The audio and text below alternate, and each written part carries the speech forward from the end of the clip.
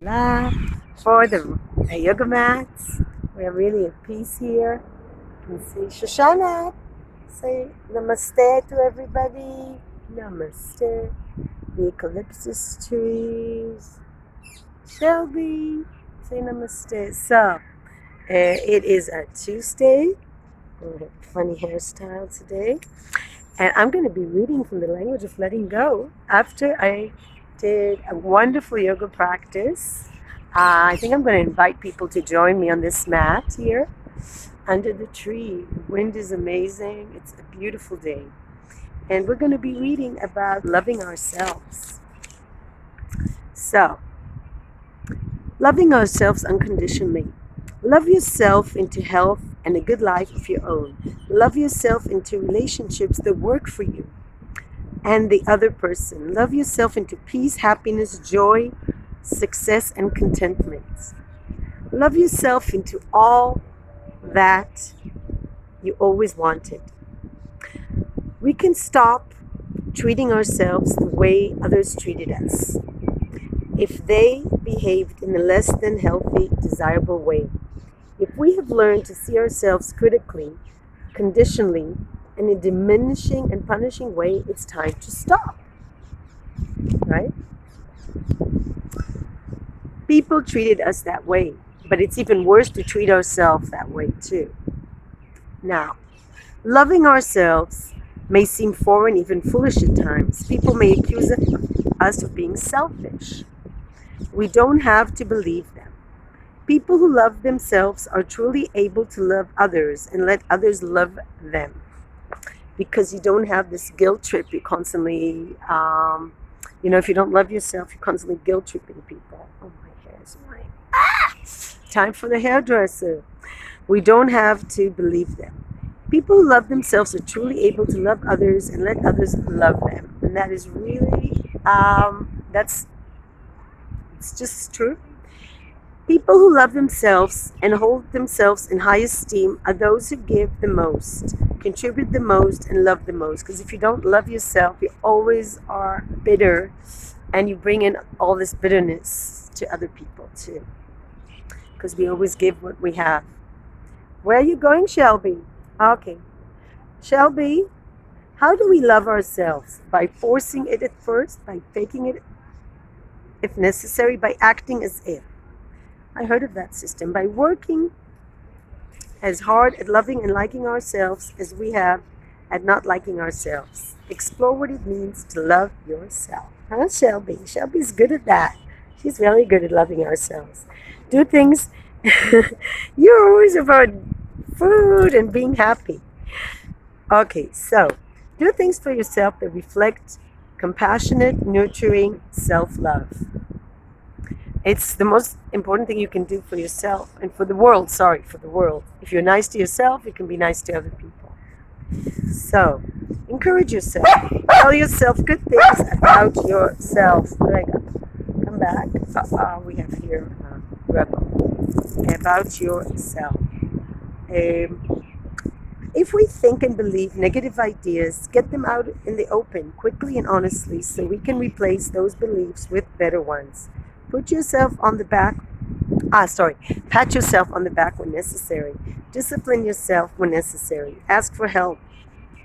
For time. For time? What does that mean? That you need more time.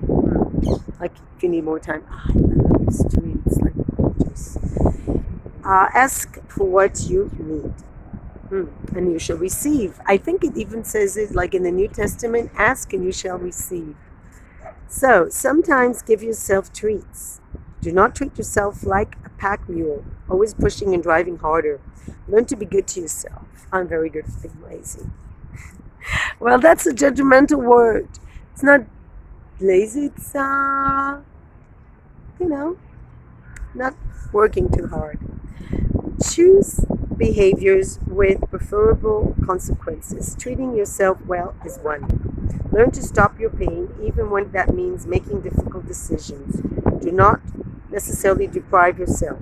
Sometimes give yourself what you want, just because you want it. So I had this story with the brownies that I baked on Friday, and I just really needed some comfort food, and I allowed it.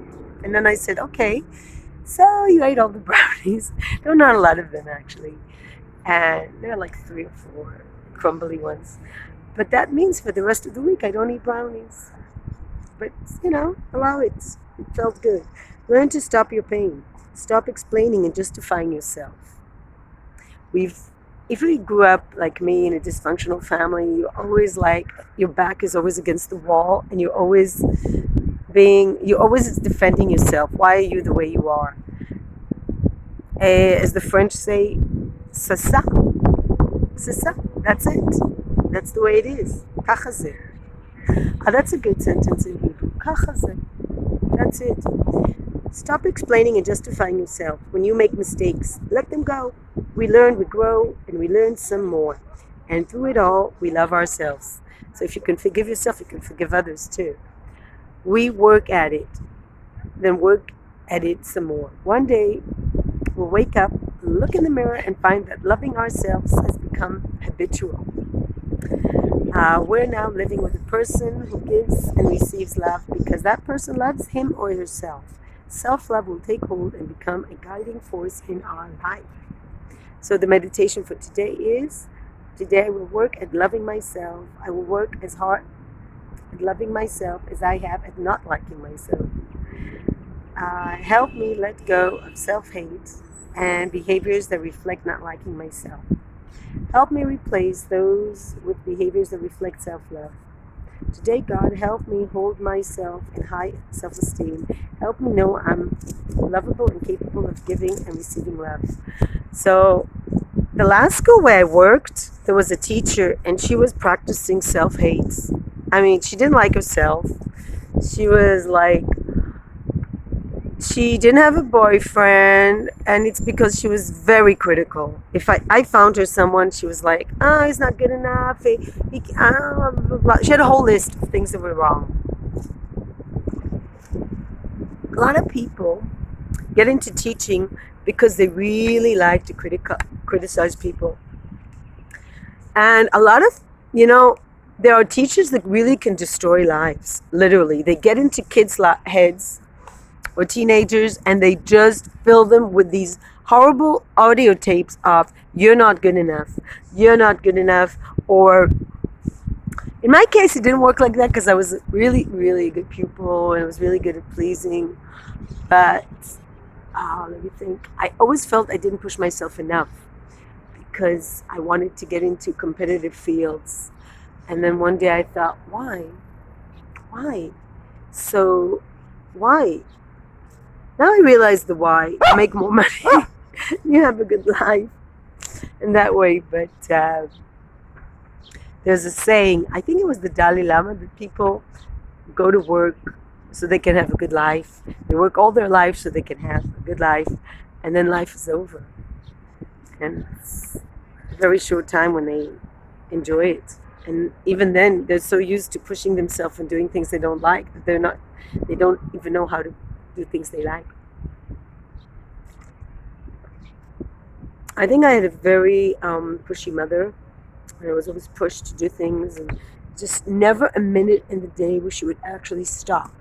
And I think it was very typical of this society. It's always TV screens in my house, always TV, reading books, always Duracell bunny. My mother was the Duracell bunny, God rest her soul. She was a good woman, but she wouldn't stop.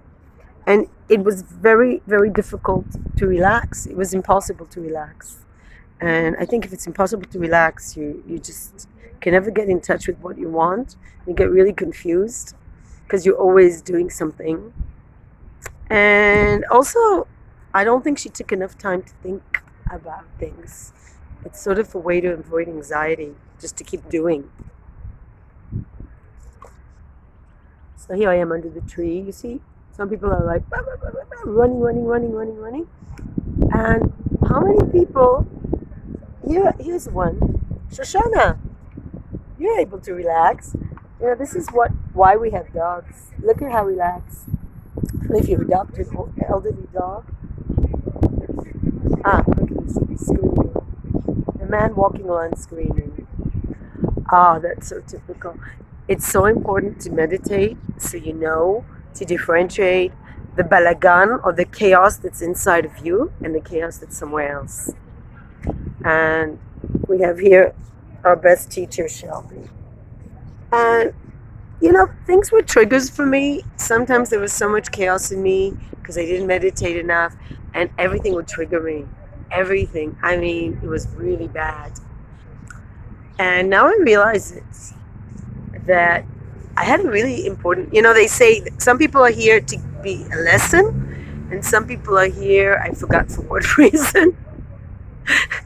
Some people are here and come in your life like a gift to give you something, and some people are a lesson, and lessons are not easy. It's like birds, they come and they go. And I just remember the time where I was so anxious that people leave my life, and now I totally identify with the tree. I'm like a tree. You want to land on my branches? Fine. You want to break my branch? Mm-mm. And I think it was a blessing that I grew up in such a tough terrain. I think nothing can really break me after growing up in such a family. I mean, my father spent very few precious moments with me. If I can count on the fingers of one hand how many days I spent with my father, nature, or just time. It was just so little.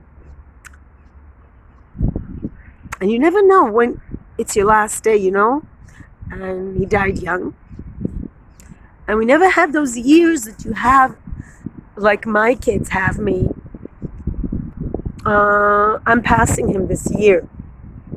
It's going to be, I'm going to be the age he never got to be. I'm going to reveal it, but it's not that old, really.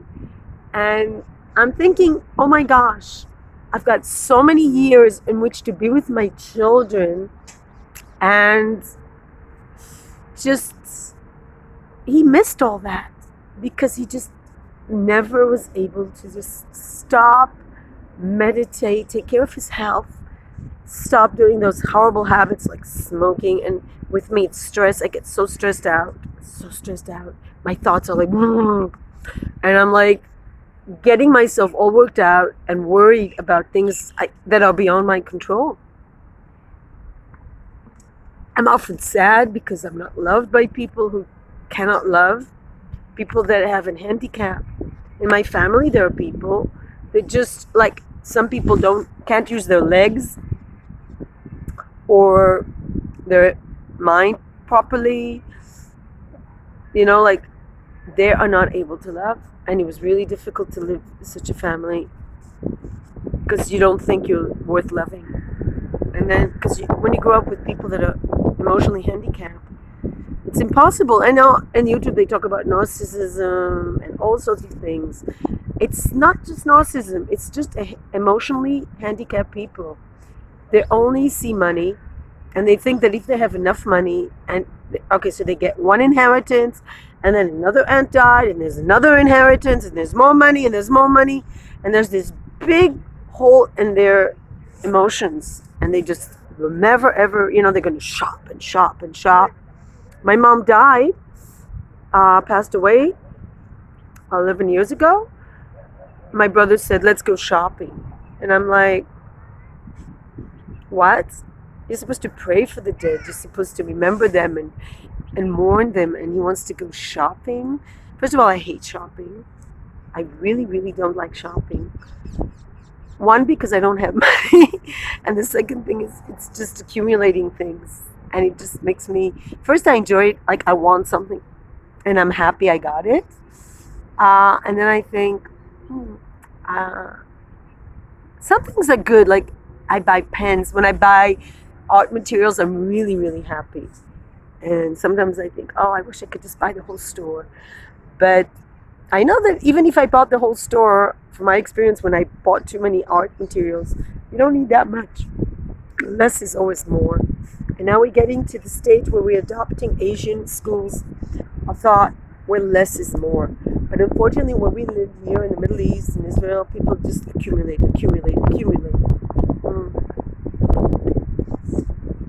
I know sometimes it's hard for me not to collect stuff. Like, I'm always finding things. I'm collecting these beautiful animals. I want to have another dog and another dog and another cat.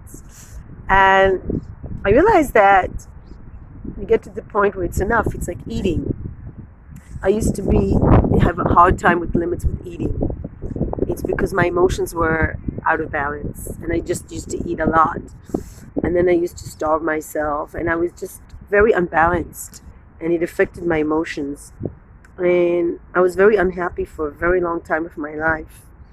And still I'm working on it. Because I never was fed emotionally. I was just really feeling like neglected. I remember walking around the street with a key when I was like 5 or 6. Nobody was home, and when my mom came home from kindergarten, she just put a record on, and just never remember her ever hugging me, kissing me, or she like when I was already married and I'd go, it's just very very cold sort of like embrace, and it was just. I remember one time I was so upset. I was in the airport and I cried so much I lost my passport, and then my mother helped. We finally relocated. I was so upset I lost it in the bathroom of the airport. I was just crying for an hour. I just remember as a child also having all this need to cry constantly. And my father was very kind and he'd wash my face, but I thought, why was I always crying? I was just feeling so emotionally. My emotions would accumulate, and if you go to a therapist, they always catalyze you and say you're this or you're that, but emotional neglect is a real problem. And when you grow up in handicapped families, they don't see you, and like my grandparents, my maternal grandparents were really wise, and they gave me the gift of Judaism and exploring that. But talking about the Holocaust is not what a 13-year-old girl needs.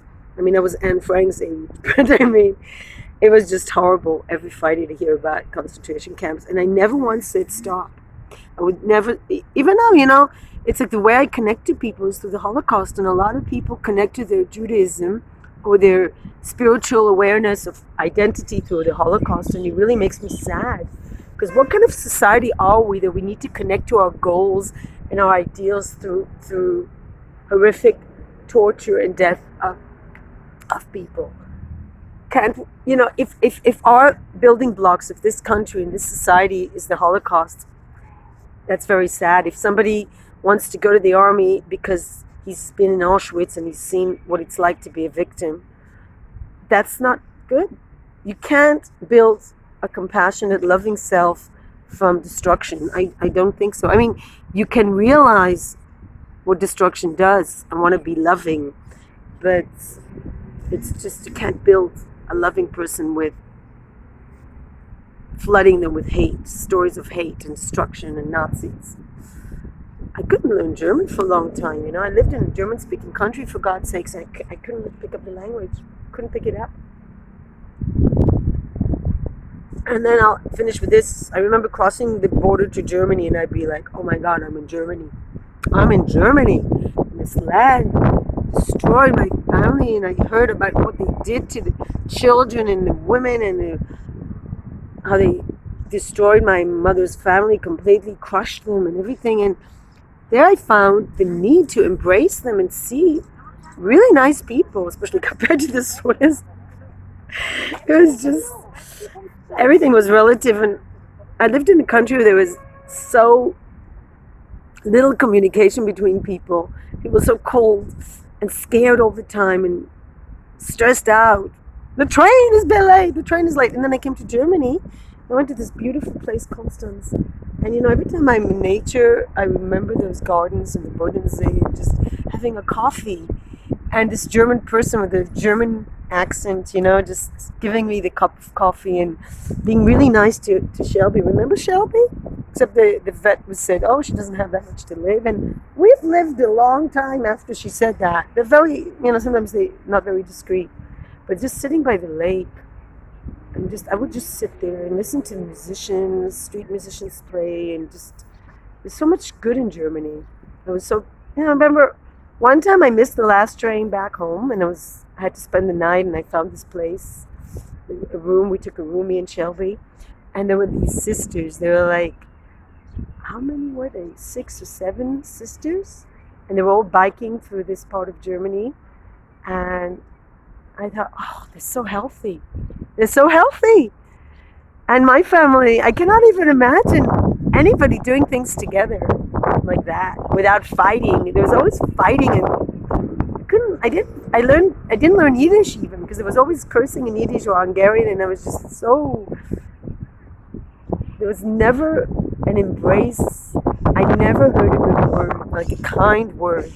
There was never anything kind said to me, like, wow, you're a good pupil. Or my grandmother was kind to me in her own way.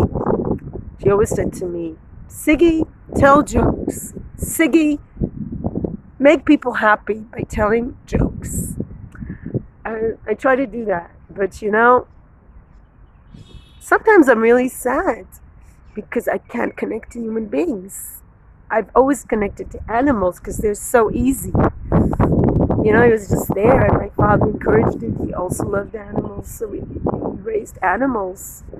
But I never learned to connect to human beings, I have to say. It's really hard when you have your own children, and I really love my children. I have the best children anyone can have. I'm saying it honestly. I got good kids. They don't take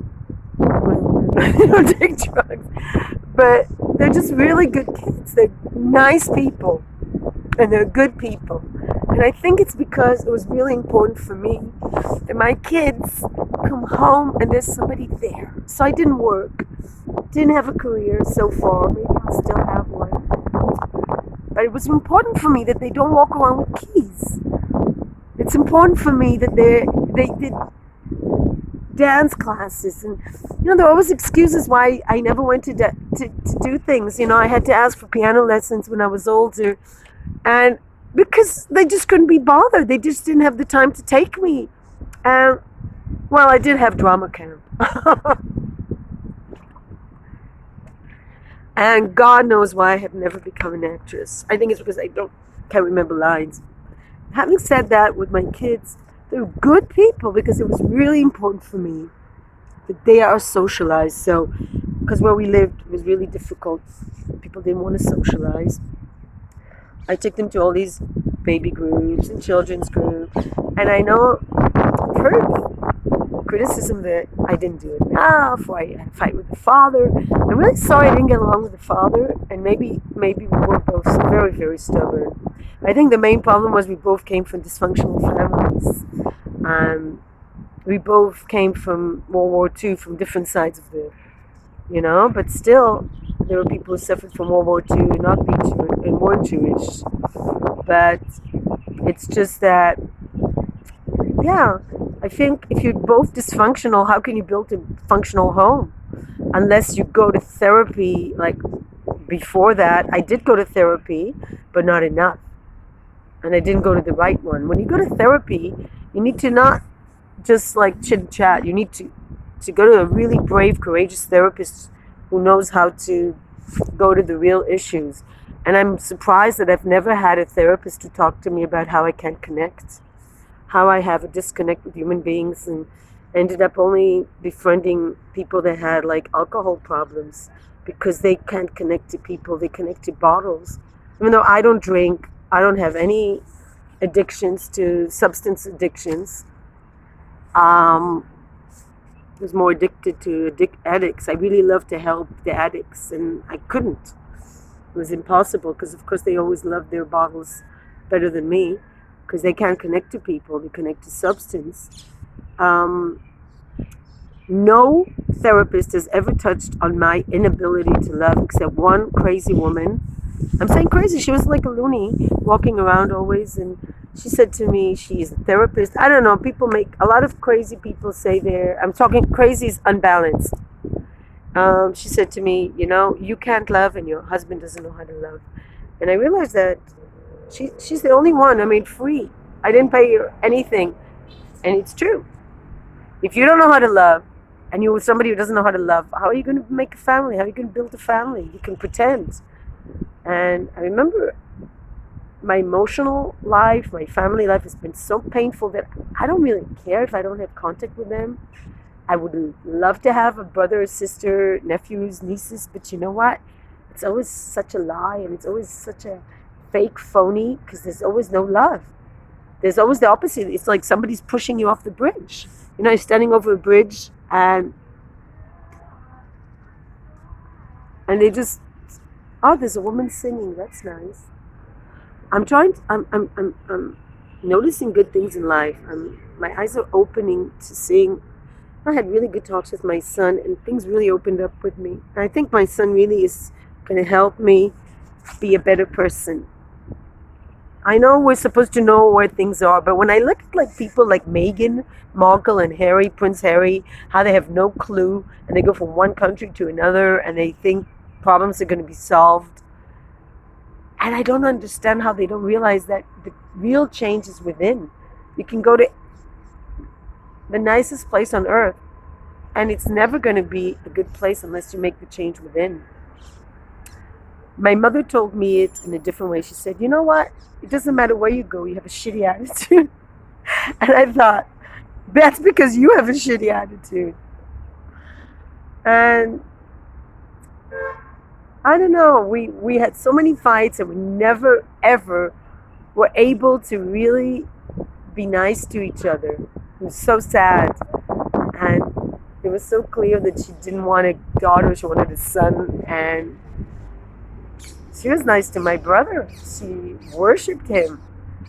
She let him in her business. She gave him all her money. But I don't think he's happy.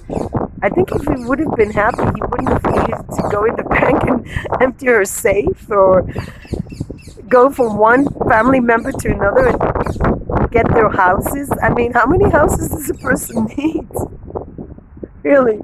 I'm laughing because like he disconnects. He says, I don't want connection with you. I said, what connection? What the hell connection do we have? It's been all, I never had like a brother I could count on. I never had a brother I could pick up the phone and talk to. He was always saying mean things to me. I remember first thing he saw me, he always say something bad to me. How much do you talk? Or always nasty things. And his wife had little games of disconnecting and I'm not talking to you and all this. I can laugh or I can cry. And it's better to laugh. I think if, from my experience, my children can learn to have a better life than me and not wait till this age to wake up and realize that everything is inside of you, that love is inside of you and not outside, and what you give to others is what you have inside of you. If they realize it, I think that's going to be great. If they are the kind of brothers and sisters that you can call up and talk to, which they are now, and share with each other and talk about things, it's like the best gift you can give.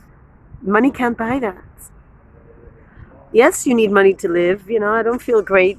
I have to look at everything and worry about it, but I do believe that God will give me the strength to deal with things, with this coronavirus crisis, with my employment crisis and emotional crisis. And the beauty of being older is I'm not pushed. I don't feel like there's nobody pushing me into relationships. Like when I was young, get married, have kids. Like my mom pushed me. May she rest in peace. There's nobody pushing me. And you know what I have to remember? I have great kids who don't want to be pushed. They know how to say stop. They know how to give the boundaries, which I didn't have. I couldn't say stop. I couldn't say, no, I don't want this. My life was sort of like drifting. And I want my kids to have a direction. I want them to be not like a boat that moves by the sea, by the wind, sorry, not, you know, but to have their own, to be in charge of their lives, to go where they want to go, not where the wind takes them. You know, there's a time to be like sort of free, but there's a time to find a direction. I think sometimes you do have to get lost before you can find yourself. So it's okay to be lost for a bit. But for me, it's been, I think, God, how many years did I need to get to this place? How many years? But I guess that's what it's took. That's what it's taken. My son says there's no mistakes. My wise son says there's no mistakes. Because I often think I made so many mistakes. So many mistakes. But you know what? If I hadn't made those mistakes, the good things in my life would have come. I would have had a lot of good things. It's so complicated in life. It's so not black and white. So I wish you peace, light, and love. Thank you for listening to my talk. I really have to get rid of the Meghan and Harry obsession, but I just think they're a good example of how people are just so lost. They should not have children. They should not get married. First, find what you want to do in life. And don't marry somebody who says, come with me, let it go. No, don't follow anyone. Follow your own, the beating of your own drum. Never ever go with somebody and follow them. That's not right. If somebody tells you, manipulates you to come after them, like the way I was. That's why poor Harry, it's like he's so desperate for love. And also his parents never knew how to love. And he's so desperate. He's willing to give up everything for that woman. And at the end, he's just going to be so unhappy because he's going to find himself following somebody and just feeling so empty inside, especially in LA. I don't know, I would never ever go to LA. It seems to me empty shell place. I don't know. Anyway, peace, light, and love. Shoshana, say hello. Peace, light, and love.